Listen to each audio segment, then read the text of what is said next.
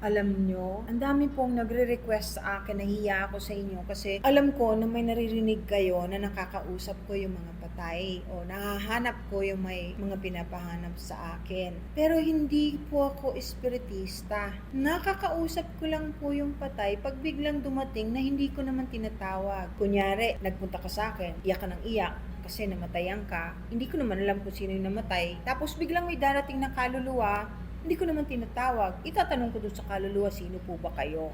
Tapos sasabihin ko dun sa katabi ko na namatayan o sumangguni sa akin. Ganun po yun. Hindi ko po yun tinatawag. Kasi ang kaluluwa, hindi po dapat tinatawag yan. Kung gusto nilang magpakita, magpapakita po yan. Kung if they have enough energy that they can use for them to be able to show themselves to you or to communicate with you, they will. Kaya the best, ipagdasal po natin yung ating mga namatay na mahal sa buhay. Huwag niyo pong hihingan ng kung ano-ano. Kawawa naman sila.